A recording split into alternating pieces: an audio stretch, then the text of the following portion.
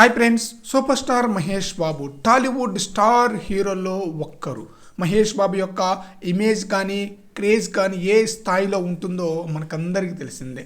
Present అయితే గుంటూరు కారం మూవీలో నటించారు. ఈ చిత్రం టాక్తో సంబంధం లేకుండా మంచి కలెక్షన్ అయితే రాబట్టిందనమాట.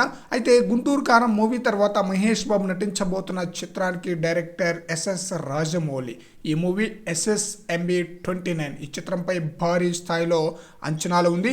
ఈ మూవీకి సంబంధించిన అఫీషియల్ అప్డేట్ కూడా అతి త్వరలో రాబోతుందన్నమాట.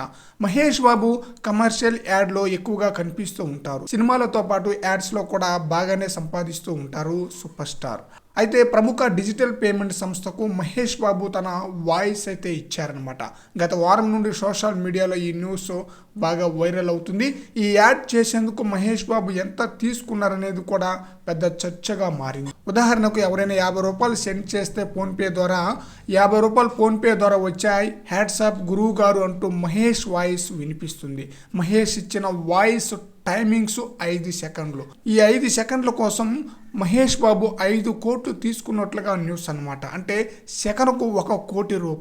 మహేషా మజాగా అన్నట్లుంది ఈ న్యూస్ విన్నాక.